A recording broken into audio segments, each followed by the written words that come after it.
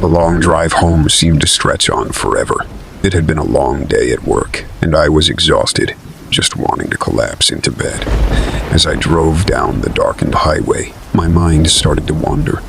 I found myself growing sleepy, having to constantly shake my head to stay alert. Up ahead, I spotted movement in my high beams. At first, I thought it was an animal that had wandered too close to the road, but as I got nearer, I saw it was a person. A man was staggering along the shoulder, weaving back and forth unsteadily. Concerned, I slowed down as I pulled up alongside him. "Sir, are you all right?" I called out my open window. He turned towards me slowly, struggling to focus. His clothes were disheveled and dirty. Stubble covered his gaunt face, and his sunken eyes were bloodshot. When he smiled, I noticed several of his teeth were missing. "I've had a bit too much to drink." Car broke down a few miles back, he slurred. "Trying to walk to the next town for help, but don't think I'm going to make it." I hesitated, unsure of what to do. It was getting late, and this area was sparsely populated. Leaving him out here didn't feel right, but giving him a ride also made me uneasy. Then again, what if he collapsed from exposure or was hit by another car? "Here, why don't you get in and I'll give you a lift to the nearest gas station. They should have a payphone so you can call for assistance," I decided. He looked relieved as he stumbled around to the passenger side and pulled the door open. The waft of body odor and alcohol hit me as he slid into the seat. I rolled my window back up, trying not to gag. "Thank you kindly, mister. I appreciate the help," he slurred. Then he proceeded to pass out, slumped against the door. I sighed and pulled back onto the highway, just wanting to get this ordeal over with as quickly as possible. The man remained passed out for several miles as I drove. All was silent, except for his occasional snores and raspy breathing. It was then that I noticed a gas station up ahead with lights still on. Thankful to be almost rid of my unwitting passenger, I pulled into the lot and parked by the side of the building. I gave his shoulder a firm shake. "Sir, wake up. We're at the gas station," I said loudly. He roused slowly, groggily looking around in confusion before remembering where he was. "Thanks again, friend. You're a lifesaver," he mumbled as he opened the door to get out. I watched nervously as he staggered towards the payphone. After a few minutes of fumbling with the receiver, he appeared to make a call. Reassured he was getting help, I put my car in gear to leave. Leaning over, I shone my flashlight and felt my blood run cold. There, sitting in the footwell, was a large hunting knife, partially concealed under some trash. My heart began to race. What kind of drunk just happens to be carrying a massive blade like that? Panicked, I scrambled out of the car and pulled my cell phone to dial 911. But before I could hit send, a gravelly voice sounded behind me. Now I wouldn't do that if I were you. I spun around to find the man had silently crept up, holding the knife in front of him. His eyes were dead and cold now, all traces of intoxication gone. Terror gripped me as I slowly raised my hands in surrender. "Please, I just want to go. I didn't do anything." I pleaded, my voice shaking. He cocked his head and smiled tightly. "No, I'm afraid you saw too much. Can't have any loose ends, you understand." He took a slow step towards me, and I backed up until I hit the side of my car. I was trapped with no way to escape or call for help. My mind raced, trying to think of a way out of this nightmare. "Look, take my wallet. My car, just please let me go," I begged desperately. He suddenly lunged at me, grabbing my throat with one hand and pressing the blade against my stomach with the other. I gasped for air as he leaned in close, his rancid breath hot on my face. "I don't want your stupid money or trash heap car. I want you dead, you fucking worm," he growled menacingly. I thrashed and clawed at his arm, cutting off my air as black spots started to dance in my vision. This couldn't be how it ended. Not like this. In a last-ditch effort, I brought my knee up as hard as I could between his legs. He howled in agony, his grip loosening just enough for me to slip free. Acting on pure adrenaline and fight-or-flight response, I drove my forehead into his nose with a sickening crunch. Blood gushed as he staggered back, momentarily blinded. Seizing the only chance I might get, I scrambled away and broke into a sprint. I looked back to see him wiping at his face, rage twisting his features. He let out a guttural roar and lurched after me, knife raised. I darted around the side of the gas station building, praying someone might be inside who could help. But all the lights inside were off now. I was completely alone out here with a madman on my trail. Terrified sobbing escaped me as I pushed my legs to move faster than I ever had before. Up ahead, I spotted the entrance to a dark, wooded area and dashed inside, weaving between the dense tree trunks. Moonlight filtering through the leaves provided just enough illumination to avoid colliding with anything massive in my path.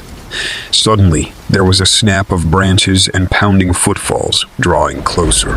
He was gaining on me. Panic flooded me as I scrambled deeper into the woods, tripping over roots and shrubs in my haste. I glanced back to see his sinister silhouette emerged from the gloom, only about 20 feet behind now. I poured on every last bit of strength I had left, but it wasn't enough. With a lunge, he grabbed a fistful of my jacket and yanked me to a halt. I screamed and thrashed as he slammed me to the damp ground, pinning me in place. His face hovered over mine, twisted with derangement. "Any last words before I end you?" he hissed between ragged breaths. He raised the knife high above us, moonlight glinting off the steely blade. I squeezed my eyes shut, waiting for the fatal strike. Then, suddenly, a low, menacing growl echoed through the woods. My attacker froze, head snapping around at the noise. Out of the darkness, a massive, hulking shape emerged. Golden eyes glowed as saliva dripped from bared fangs. The mountain lion let out another guttural snarl. Hackles raised as it slowly prowled towards us. For a moment, the man seemed unsure of what to do, caught between his prey and this new, deadly predator. But the cougar would not be deterred from its territory. It suddenly launched itself at him with a roar. I flung myself back in terror as the two beasts collided in a frenzy of claws and teeth. The man screamed and flailed, desperately trying to ward off the monster cat sinking its fangs into his flesh. With another enraged howl, the mountain lion raised onto its hind legs and swiped its massive paws, raking its claws across his throat. Blood sprayed everywhere as his gurgling cries were cut short. I retched at the grisly scene before me, scrambling back on hands and knees until I finally regained my footing. Trembling violently, I instinctively took off running again, putting as much distance as I could between myself and that nightmare. The cold, numbing shock seemed to sustain me as I crashed blindly through the forest. Finally emerging on the other side, I found myself back on the deserted highway. Smoke poured from my mouth with each ragged gasp, but I didn't pause, stumbling along the shoulder as fast as my body could manage. Through blurred tears, headlights appeared in the distance, growing bigger rapidly. I staggered out into the middle of the road, waving my arms frantically as a large pickup truck bearing down. It screeched to a halt right in front of me, and the driver jumped out. "My God, are you all right? What happened?" he cried in alarm, grabbing my arm to keep me upright. I let out a choked sob as the adrenaline abruptly left my body, leaving me weak and shaking uncontrollably. Please, H, help me. There was a man. He tried to kill me," I stammered through chattering teeth. The next hour passed in a daze as the man helped me into his vehicle and called emergency services. Paramedics soon arrived to check me over before the local sheriff took my statement. I recounted the terrifying ordeal as best I could through my fog of trauma and shock. The rain poured heavily outside as I drove down the dimly lit country road. It was nearly 1 a.m. and I was exhausted after a long day of travel. All I wanted was to check into my motel and get some sleep. My GPS directed me off the main highway down a winding back road, telling me my destination was just a few more miles ahead. The storm had really picked up, and I could barely see more than a few feet in front of my car through the dense sheet of rain. The road was devoid of other vehicles. It seemed I was utterly alone out here. Up ahead, my high beams revealed a peculiar sight at the side of the road. Two figures appeared to be huddled together just outside of my vision. As I drove closer, I realized with a jolt that they were people. Two figures dressed in dark clothing, motionless in the storm. My heart leapt into my throat as I slowed the car. Were they injured? Stranded? I rolled down the window to call out. But before I could speak, one of the dark shapes turned toward me. Even through the rain, I could see its gaunt, emaciated face peering into my car. Eyes wide and colorless, lips peeled back in a twisted frown. A chill ran through me as I slammed on the gas, veering onto the shoulder to pass. I sped forward without looking back, my breathing rapid. What on earth was that thing I just saw? A mile farther down the road, I began to calm myself, rationalizing that it must have just been someone strange looking in the dark and the storm. But then my high beams picked up movement up ahead on the road. More figures, stumbling out of the rain toward my car. I hit the brakes hard, swerving to avoid them. As I passed, I caught a glimpse of alien, hollow eyes and grasping fingers scraping against my windows.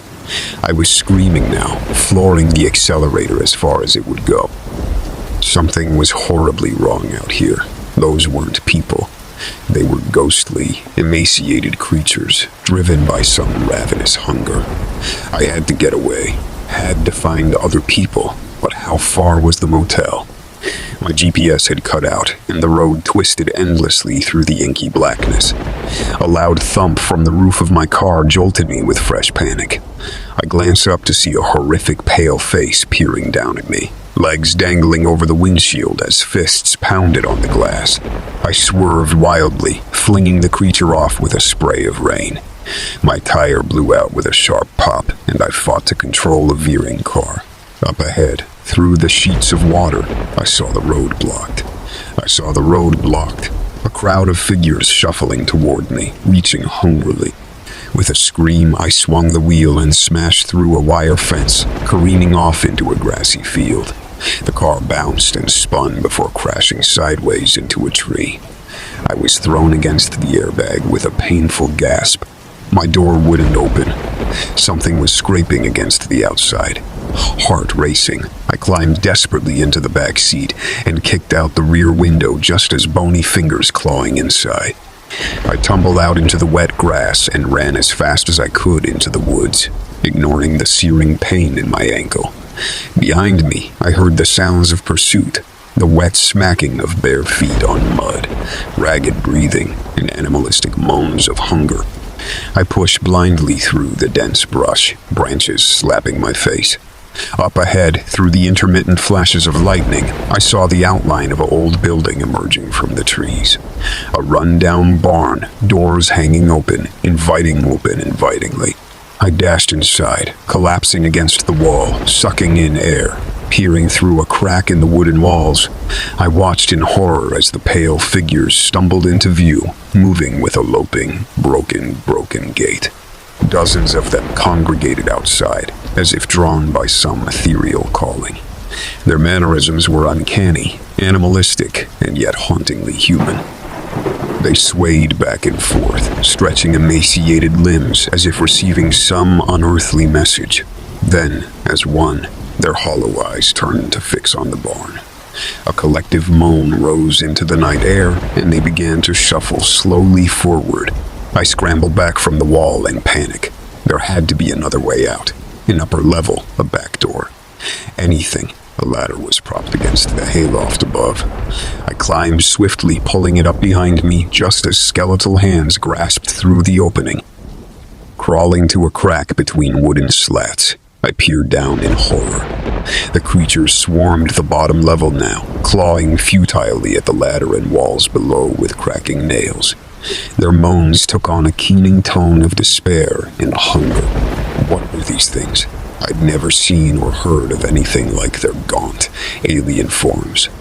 It was as if they'd been starved to a husk of their former humanity, reduced to a feral, ravenous state. The storm began to subside outside as dawn approached. Slowly, the pale horde lost interest in their trapped quarry, turning as one and shuffling back out into the trees from whence they came. I dared not descend, trembling in the hayloft as sunlight peeked through the wooden slats. Finally, when the sounds of the forest had gone silent, I carefully climbed down the ladder. Pushing open the creaking barn doors, I saw nothing but the glistening grass and fading rainstorm. I began the long, painful hike back toward the road, nursing my swollen ankle. Emerging from the tree line, I nearly collapsed from relief at the sight of a gasoline station in the distance. A few parked cars and a lone attendant informed me I was just outside the small town of Blackwood. The locals listened with trepidation as I recounted my harrowing night. They knew of the strange happenings in the swampland nearby, where ghostly legends of starvation and isolation had lingered for over a century. I was fortunate to have escaped with my life. Shaken, I hurriedly drove from that cursed place, never looking back. To this day, I do not know what terrible force haunts those remote backwoods, reducing lost souls to emaciated monsters.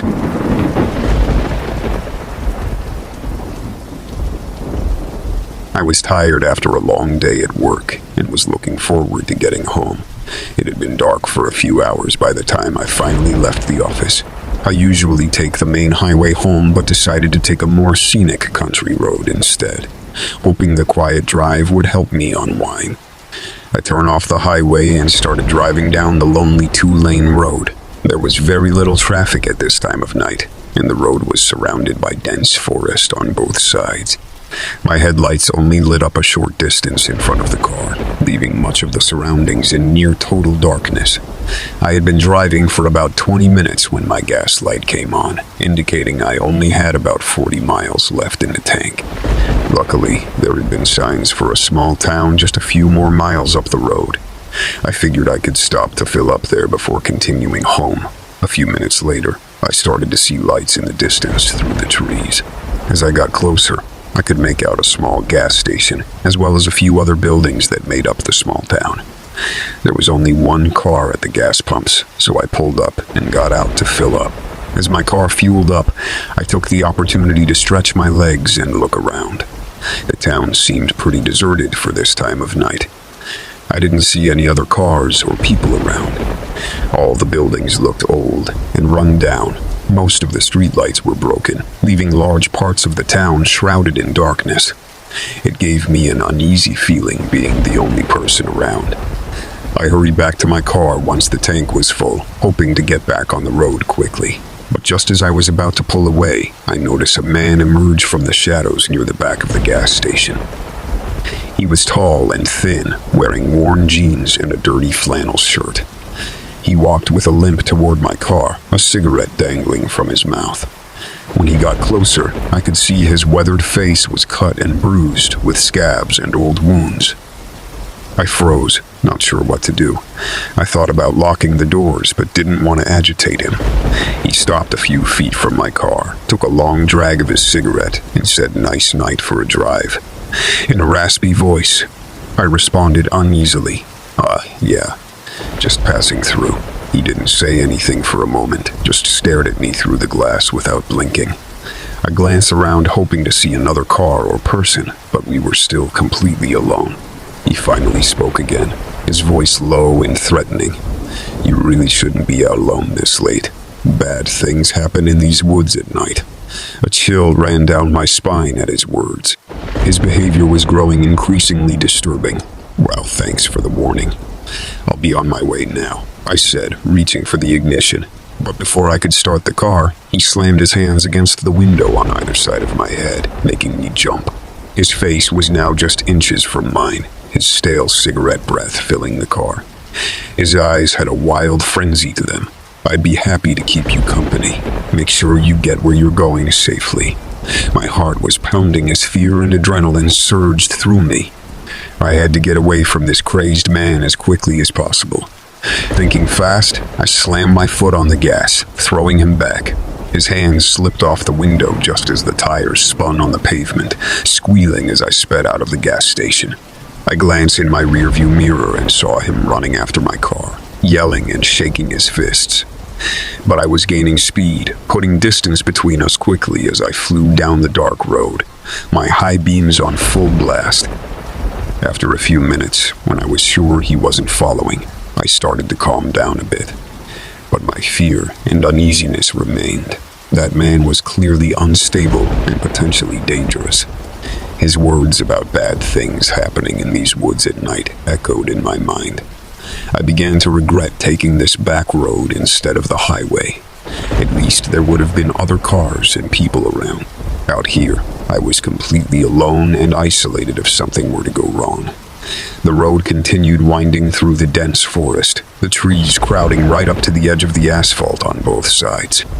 My brights only illuminated so far into the darkness before the beams disappeared into an inky void. I turned on the radio, hoping music would distract me from my anxiety, but there was only static. Cell service was also non-existent way out here in the middle of nowhere. I began to seriously question my decision to continue down this lonely road instead of turning back.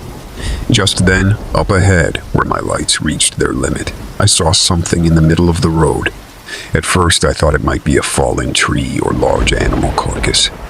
But as I got closer, I froze with fear at the realization it was a person, laying sprawled out on the pavement. I slammed on the brakes, tires squealing as the car fishtailed to a stop about 20 feet from the motionless body. My mind raced with panic, not sure what to do. Should I get out and check on them, or get the hell out of there as fast as I could? Gripped with indecision, I just sat there a moment, heart pounding.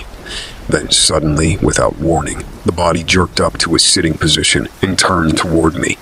Even in the dim light, I could see it was the man from the gas station, the crazed look now even more deranged. He let out a guttural, maniacal laugh and started scrambling toward my car on his hands and knees, moving with inhuman speed and agility. Completely overtaken by terror, I wasted no time hitting the gas and swerving around him, accelerating as fast as I could down the dark road. I dared not look in the rearview mirror this time, too afraid of what I might see chasing after me. I just focused on putting as much distance as possible between myself and that psychopath. But my fear and panic grew, imagining him gaining on me, not sure if I was driving straight into another trap. I pushed the pedal to the floor, disregarding the speed limit or safety concerns. All that mattered was getting as far away from that man and whatever he intended to do. After what seemed like forever, I finally started to see lights up ahead. As I got closer, I realized it was the entrance sign for the nearest interstate highway. Though still shaken and adrenaline coursing through me, I began to feel a sense of relief at the prospect of being around other cars and people again on the busy highway. I slammed on the brakes and made the sharp turn onto the on-ramp, my tires squealing as the car fishtailed from the momentum. Up ahead, I could see the solid beam of cars racing by at high speeds in both directions, their lights blending into one continuous glow as far as the eye could see. I merged onto the highway and immediately accelerated to merge with the flow of traffic. As vehicles passed by on either side, I finally started to feel safe again among the crowds of fellow travelers. I wanted nothing more than to put as many miles as possible between myself and that horrific night in the lonely backwoods. The adrenaline rush began to wear off, leaving me exhausted both mentally and physically. I turned the radio back on, finding a news station this time to distract myself from replaying the terror of what had just transpired. Thankfully, there were no reports of homicidal maniacs on the loose in the rural areas. Still, I know I'll never take a back road at night again if I can help it. Who knows what truly happened or what that crazy person's intentions really were? I just considered myself lucky to have made it out alive from that terrifying encounter with a stranger in those dark, isolated woods.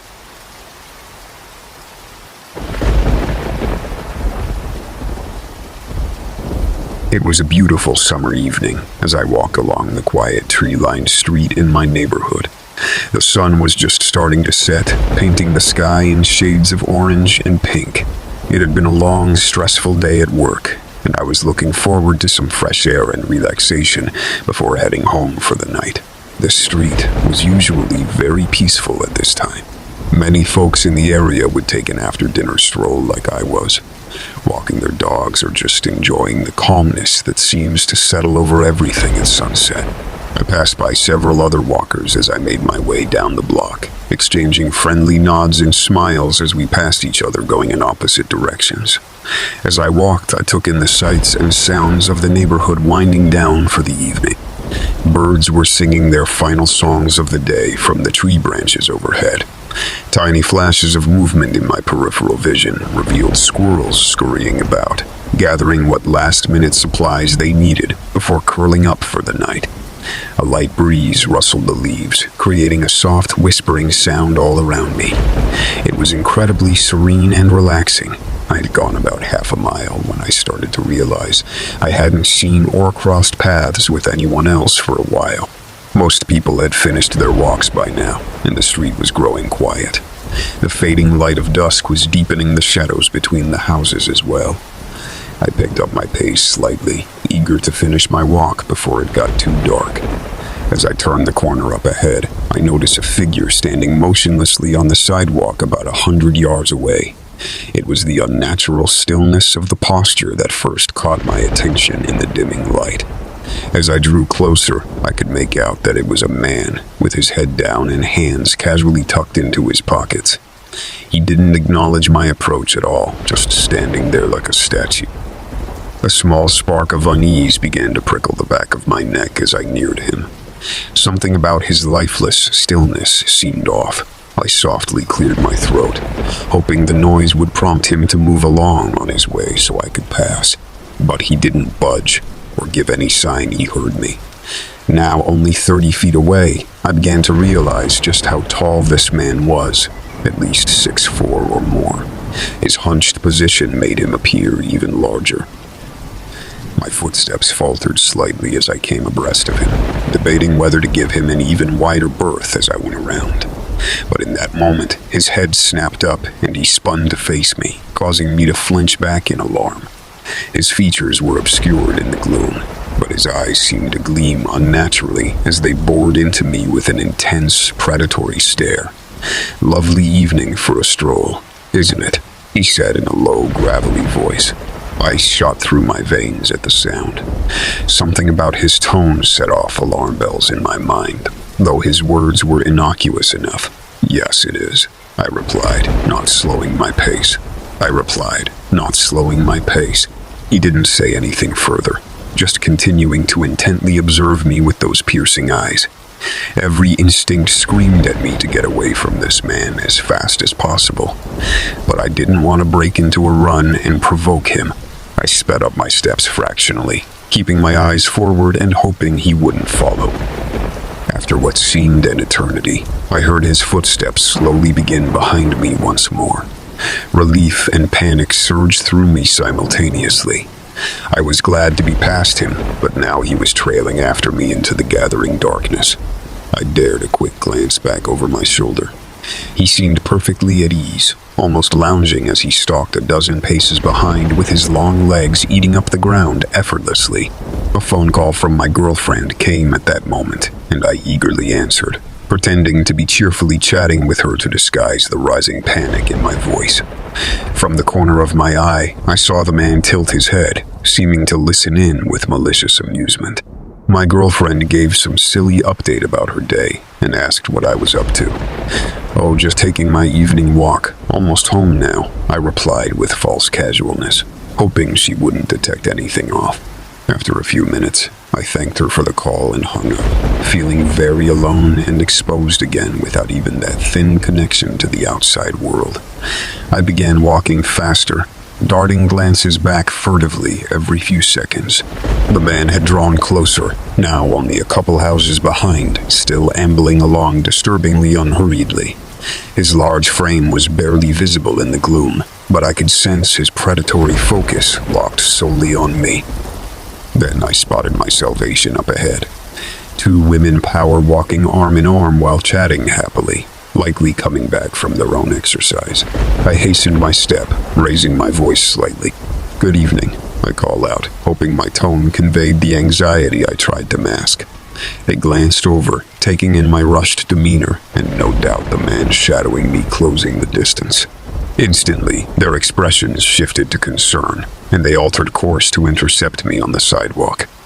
"Is everything all right?" one of the women asked pointedly as they flanked me protectively. I glanced back again as my stalker slowed his pursuit, seeming to ponder this new development. My relief at their timely presence was immense. "I'm not sure. This man has been following me for the last few blocks," I replied in a lowered voice. They peered into the gloom, taking a defensive stance. "What do you want?" one woman called out firmly to the slowly approaching figure. For a moment he said nothing, halting a dozen paces away to regard us silently with his hooded gaze. A chill went through me under that scrutiny, feeling utterly helpless against such a clearly larger and formidable physical threat. Then, to my shock, he casually replied, "Just making sure he got home safe. Seems he's in good company now. You all have a good evening." And with that unnatural calmness, he turned and retreated back the way he had come without another word or glance. I let out the shuddering breath I hadn't realized I was holding, my knees feeling weak with relief. "Thank you so much for stopping. I don't know what might have happened if you hadn't come along." My voice trailed off shakily. They reassured me it was no trouble and asked if I'd like one of them to accompany me the rest of the way home, which I gratefully accepted. We hurried along, constantly checking over our shoulders, but saw no sign of the mysterious stalker reappearing. When we reached my apartment building, I thanked them profusely once more for their kindness. They urged me to take care and stay safe, then watched from the sidewalk until I was safely inside the lobby. Even now, hours later as I write this, I still feel overwhelmed by a mix of residual terror and disbelief at the events of this evening. Who was that man? And what were his intentions following me for so long in the gathering dark? I can't help but feel that his menacing demeanor and predatory focus on me suggested far from benign motives. What might have happened if those good Samaritans hadn't intervened when they did?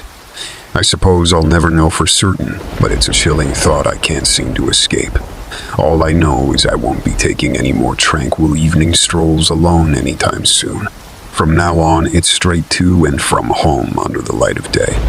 Some encounters with strangers are just too frightening to risk in the solitary gloom of dusk.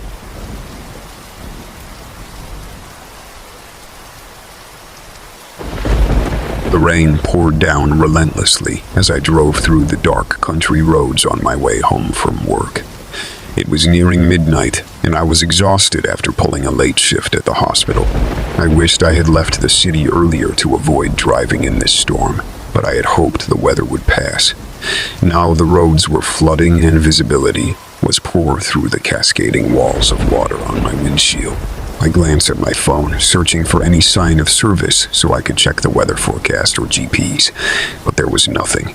The dense forest on either side of the narrow road had blocked any signals for miles. I was completely alone out here with no way to get help if something went wrong. My anxiety was rising with every minute as the weather showed no signs of letting up. Up ahead, through the sheets of rain, I spotted a vehicle pulled over to the side of the road with its hazards flashing. As I drew closer, I could see it was an older model sedan that appeared to be stranded. I thought about stopping to offer assistance, but part of me wanted to keep driving and get home as fast as possible. Then I saw a lone figure emerge from the car, waving their arms frantically. My moral conscience kicked in, and I knew I couldn't keep driving by without helping. I slowed and pulled over behind the broken-down car, putting my own hazards on for visibility. Grabbing my flashlight, I opened the driver's side door and stepped out into the torrential downpour. The wind and rain was pounding me relentlessly as I made my way to the other vehicle. A stranger called out a greeting, but I could barely hear them over the storm. As I approached, I shined my flashlight into the car but saw nobody inside. A chill ran down my spine as my brain registered that fact a second too late. Suddenly, two strong hands shot out of the darkness and grabbed my shoulders from behind, wrenching me around. I cried out in shock and fear as a hooded face materialized in the glow of my flashlight beam, inches from my own. Wild, sunken eyes stared back at me, framed by a gaunt face etched with madness. This was no stranded motorist. I opened my mouth to scream, but a hand clamped down over my face, smothering the sound. Adrenaline flooded my body as every survival instinct kicked into overdrive. I thrashed and struggled in the terrifying grip, but the man was much bigger and stronger than me. He began dragging me towards the deep woods lining the side of the road. I dropped my flashlight and swung my arm back with all my might, feeling it connect solidly with his face. He grunted in pain and his hold loosened just enough for me to break free. I scrambled away as fast as I could, screaming at the top of my lungs now that his hand wasn't over my mouth. My heart leapt as my foot caught on something in the mud, and I lost my balance, crashing to the soaked earth. Before I could get up, he was upon me again. I swung wildly at him, but he knocked my arms aside, grabbing a fistful of my hair and slamming my head violently into the ground. Stars exploded before my eyes, and my world went black. When I started to regain consciousness, the first sensation was of intense pain echoing through my skull. I groaned softly, disoriented, as sensory input returned gradually. I was still lying face down in the mud, rain pelting my body, and I wasn't alone. A hand was tangled tightly in my hair again, gripping me motionless. Hot breath washed over my ear as the man whispered crazed, unintelligible ramblings I couldn't follow. Fear and adrenaline shot through me once more, jerking me fully awake. I thrashed my body like a wild animal fighting for survival, struggling wildly to break free from his hold on me. His grip slid out of my rein. Slicked hair, and I scrambled ahead on hands and knees through the mud, gasping for breath. I heard him hitting the ground heavily behind me as he lost his balance, but knew he wouldn't be down for long. Pushing through the haze of pain in my head, I forced myself to my feet and ran as fast as possible into the forest. Branches clawed at my clothes and face as I crashed blindly through the dense underbrush. Behind me, the sound of the man crashing through the woods in pursuit spurred me on with a fresh burst of terror, fueled strength and speed. I had no idea where I was going, just focused on putting as much distance between us as possible until I could find help or hide. My hope was that in the darkness and maze of trees, I could lose him. Eventually, my body started to give out from exhaustion, the pain and blood loss from my head injury beginning to catch up to me. I stumbled and went down hard, narrowly avoiding impaling myself on a broken tree limb. Lying there gasping for breath, I strained my ears for any sounds of the man closing in on me. At first, there was only the roar of the storm and my frantic heartbeat pounding in my head. Then I heard it. The unmistakable snapping of branches and squelch of boots moving quickly through the wet undergrowth. He was still tracking me and closing fast. Panic surged through me as I dragged myself behind the nearest large tree trunk, pressing against the bark to conceal myself as best I could. I clasped a hand over my mouth to muffle my ragged breathing as the sounds of pursuit grew closer. I squeezed my eyes shut, praying to whatever higher power might be listening that I wouldn't be found. My whole body was trembling uncontrollably as adrenaline and terror seized every muscle. Then the noises abruptly halted, close by, followed by a long, eerie silence. I held perfectly still, terrified to even draw breath as the predatory presence hunted nearby. Was he listening for me, smelling me out? Then came a sound that turned my blood to ice, the scrape of a knife being drawn from a sheath. Tears of despair welled in my eyes as I realized this psychopath had no intention of letting me escape alive. He intended to butcher me right here in the pitch-black forest, with no one to even find my remains for God knows how long. I was going to die tonight, alone and afraid in the dark woods at the hands of this madman. As that despairing thought crossed my mind, faintly in the distance, I heard a new sound piercing the rumble of the storm. Dull blue and red flashes lit up the sky between the trees, moving closer rapidly. Police lights. My 911 call must have finally been picked up by a dispatcher who traced my location. Help was coming, but would it arrive in time? I held perfectly still, not daring to react, as footfalls moved slowly around my hiding place. The man was clearly distracted now too, pausing to listen as the siren's volume increased bit by bit. Closer and closer they grew, until finally a pair of headlights speared through the trees ahead. I could see the glow reflected wildly in my attacker's wild eyes as he spun to face the new threat advancing. Time seemed to stand still for an eternity of heartbeats before he suddenly bolted away into the brush, disappearing into the darkness.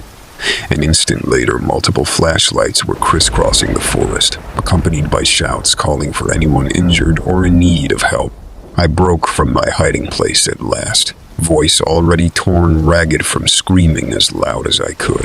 Within moments, powerful lights swept over me, and uniformed figures materialized out of the storm, hurrying to my side, finally breaking down fully into hysterical sobs of relief. I collapsed weakly into their protective embrace as strong arms supported me. I was safe at last. The night of hell was finally over. In the following days, I slowly regained my physical and mental strength in the hospital, safe under police protection, as the manhunt continued. It was a long road to recovery from the brutal head trauma and deep psychological scars, but being alive thanks to the 911 responders who never gave up searching was motivation enough. Weeks later, they finally tracked down my attacker, finding where he had been squatting in an abandoned hunting cabin deep in the forest. Though he fought savagely, like a cornered, rabid animal, he was taken into custody at last. I did my best to slowly put the nightmare behind me in the peaceful suburban normalcy of my home, but it took a long time before I felt truly safe alone again. The trauma of what that man put me through that night in the storm will stay with me forever, but it also reminded me of how powerful human compassion and the will to help others can be, even in our darkest hours. There are still good people who won't stop until they've found those who need saving. For that, I'll be eternally grateful. What was meant to destroy me that night ended up reinforcing my will to live and faith in humanity.